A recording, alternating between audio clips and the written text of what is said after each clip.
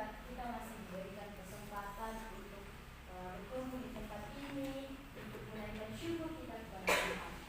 Nah, saya minta maaf kepada teman-teman dan juga semuanya karena pada hari ini saya memang lagi dan tidak mungkin nanti bakal terganggu juga. Saya minta maaf. Nah, untuk mengawali firman Tuhan kita pada hari ini, saya mau bertanya kepada kita semua, sudahkah kita pada hari ini merasa cukup dengan apa yang kita punya? Coba kita renungkan sejenak, sudahkah kita merasa cukup atas apa yang kita miliki pada pagi hari ini? Sudah merasa cukup dengan segala sesuatu yang Tuhan berikan pada kita? Boleh nanti Tanda menjawab ya.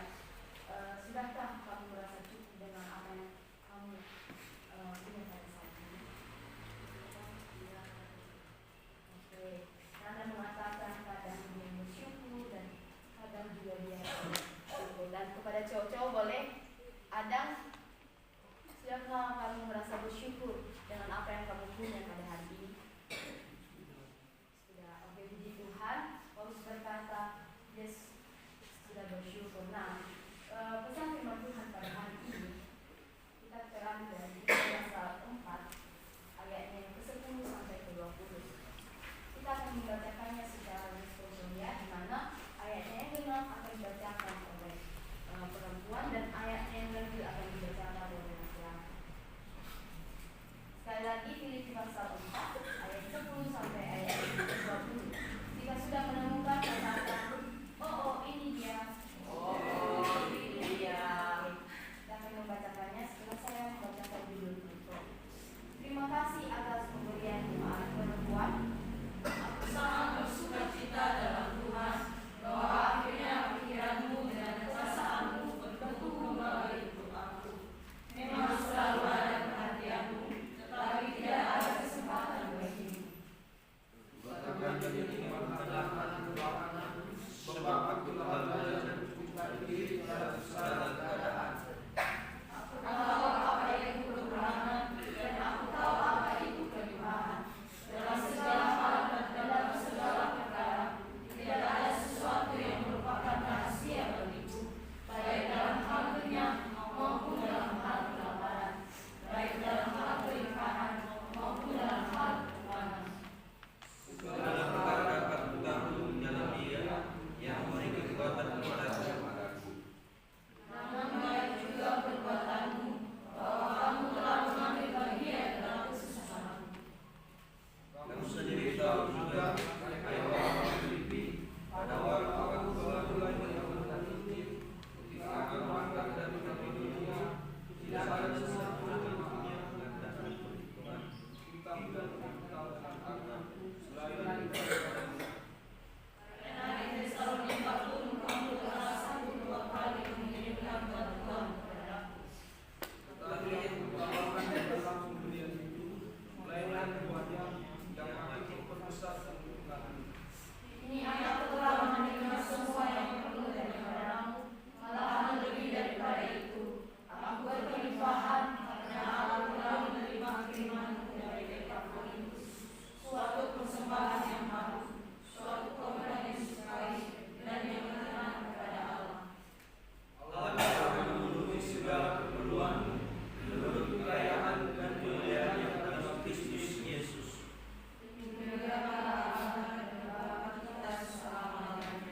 Amin. Sudah ini kita telah melakukan. Nah, kitab Filipi ditulis oleh Rasul Paulus, di mana Rasul Paulus menuliskan surat ini di dalam pada saat Rasul Paulus berada di dalam penjara.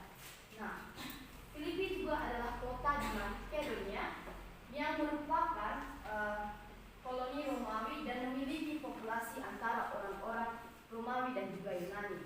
Nah, jemaat Filipi ini juga adalah jemaat satu atau jemaat pertama yang dibentuk oleh Rasul Paulus di Eropa.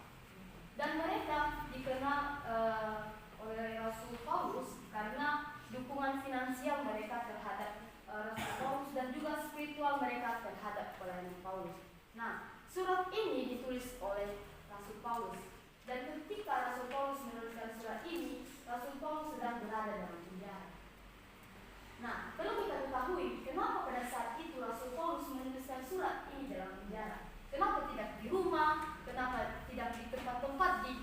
mana selain dari penjara. Kenapa? Ada yang tahu alasannya kenapa Rasul Paulus pada saat itu di penjara? Adakah yang tahu dari antara kita? Kalau memang tidak ada yang tahu, atau mungkin ada yang tahu, atau malas untuk mengungkapkan, saya akan memberikan pemahaman kepada kita semua bahwa pada saat itu Rasul Paulus berada di penjara karena dia ditangkap oleh para tentara Romawi. Kenapa dia ditangkap? Dia ditangkap karena Rasul Paulus pada saat itu mengabarkan Injil kepada orang-orang di sana. Tetapi dia dituduh sebagai yang melanggar hukum. Dia di sana dituduh sebagai orang yang menimbulkan kerusuhan. Jadi ketika itu dia mengabarkan Injil dengan orang-orang sekitarnya, dia dapat tuduhan dengan tidak benar, maka dia dimasukkan dalam penjara.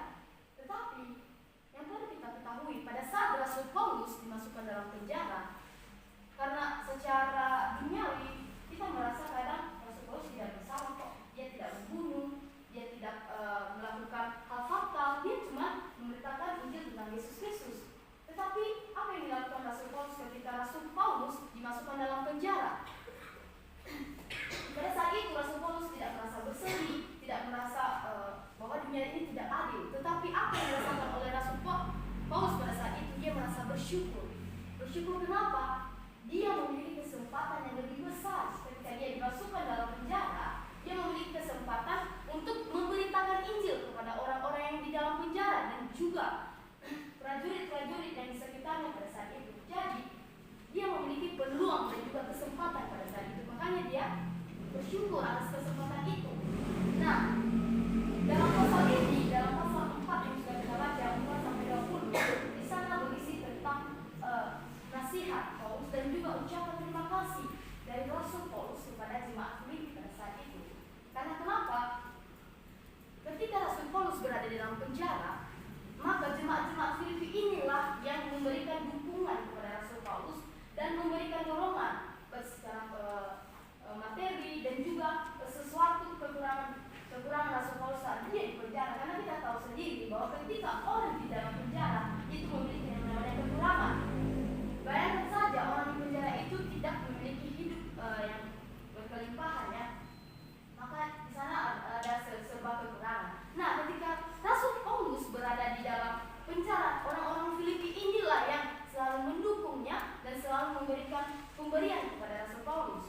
Nah, di dalam ayat ini juga apa sih tujuan Rasul Paulus menuliskan surat Filipi ini?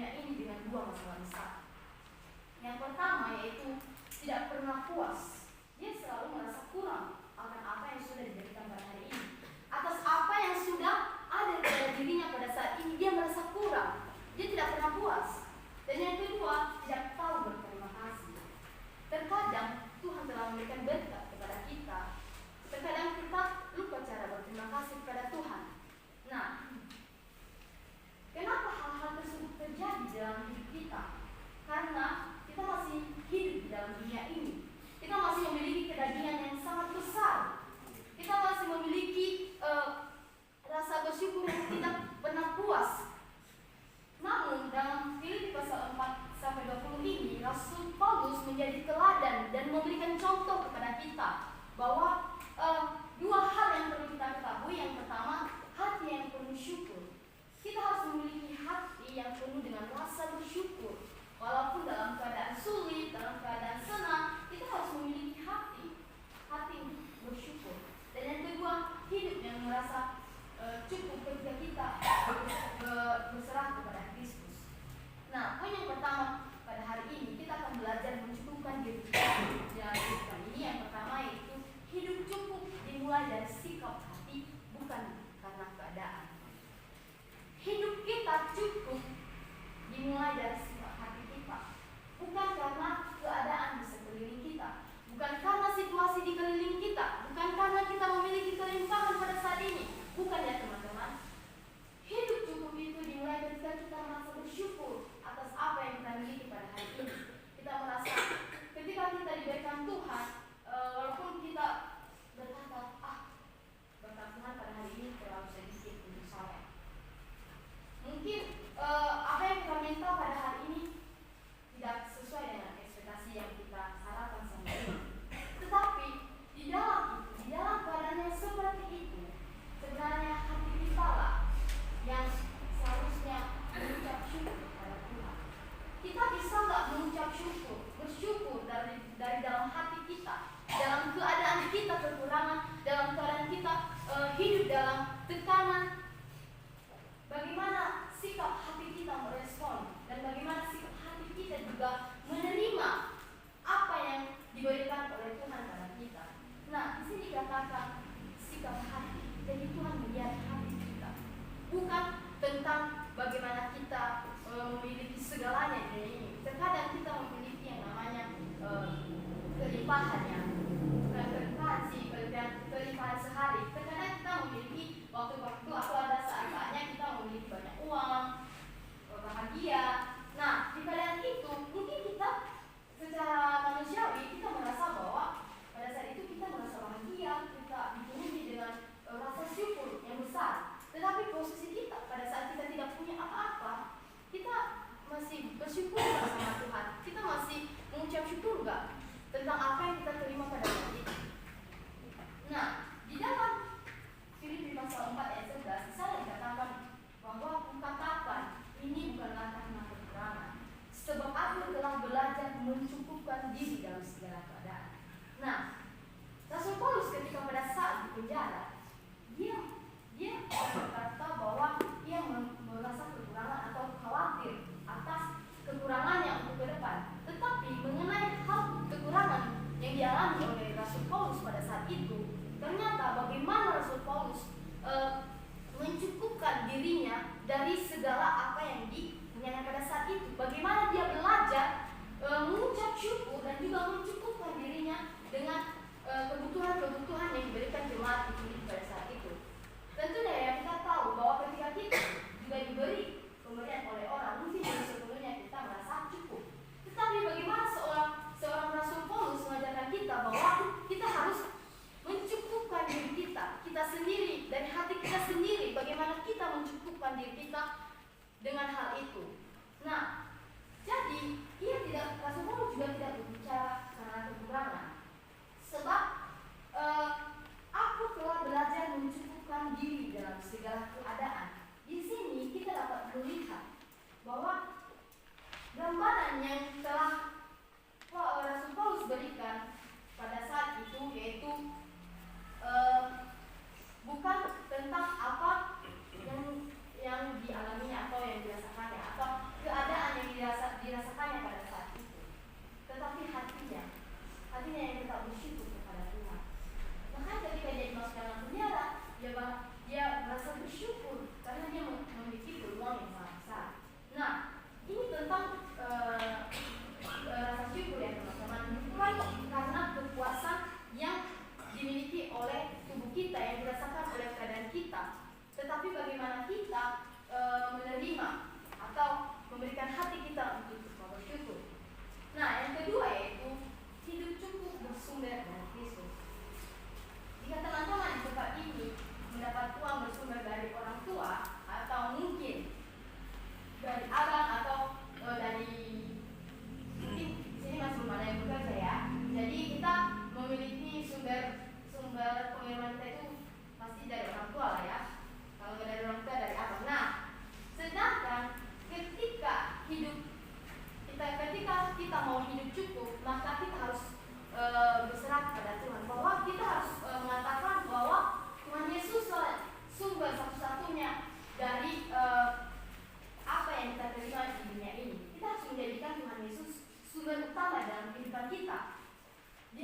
yang ke-13 dikatakan di sana bahwa segala perkara dapat kutanggung di dalam Dia yang memberikan kekuatan kepadaku. Nah, kita juga memerlukan yang namanya kekuatan dari Yesus Kristus untuk memampukan kita bukan hanya kita melakukan kewajiban-kewajiban yang murni, melainkan juga kewajiban-kewajiban yang memiliki buah dari spiritual kita. Kita memerlukan kekuatan dari Tuhan untuk menghadapi kita, untuk mencukupkan diri.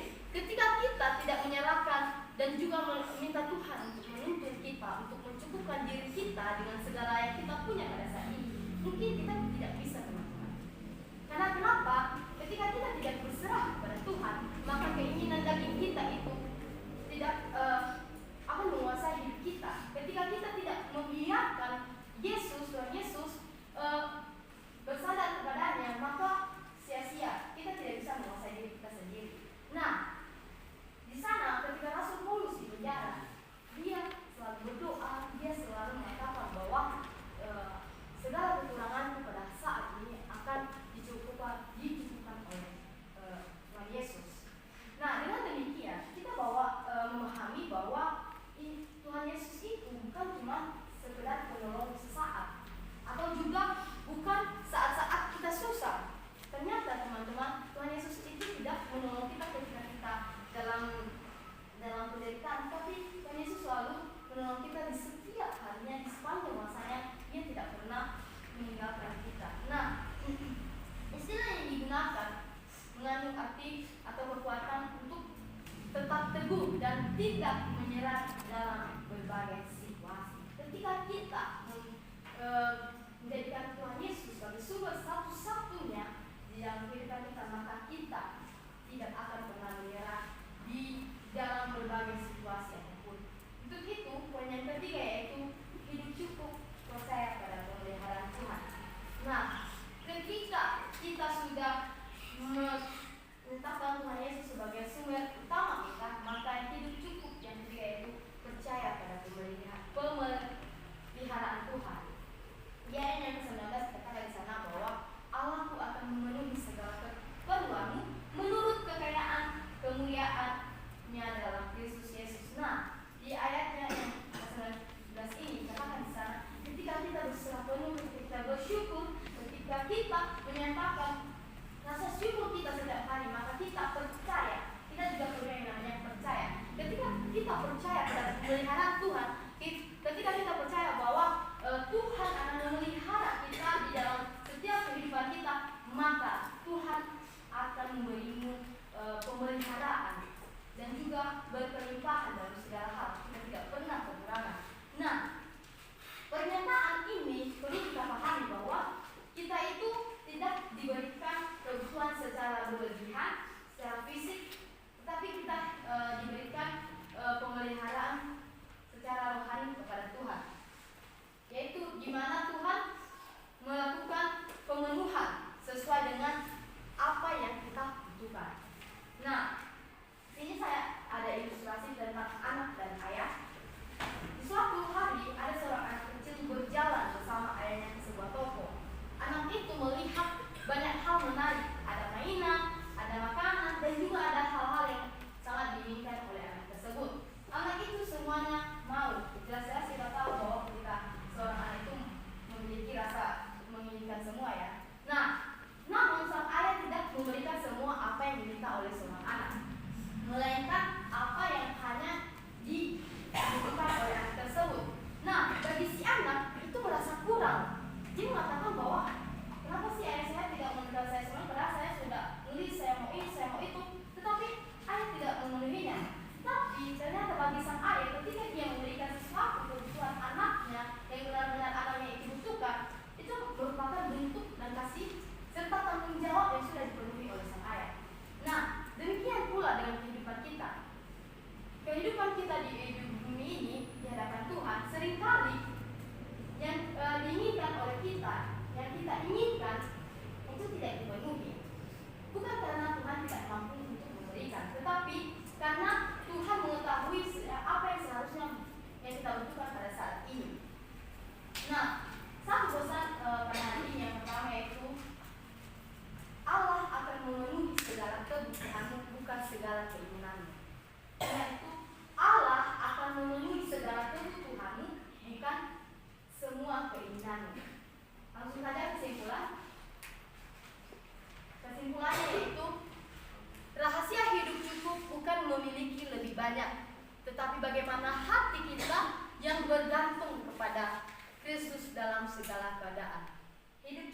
juga bukan soal apa yang kita miliki, tetapi siapa yang menjadi sumber hidup kita. Dan di dalam Kristus hidup kita selalu cukup. Di dalam Kristus hidup kita tidak pernah kekurangan. Baik, demikian saja firman Tuhan yang boleh saya sampaikan pada hari ini. Dalam firman Tuhan ini bisa kita terapkan dalam kita menjadi manusia yang cukup dalam segala keadaan. Mari kita berdoa. Bapa yang baik,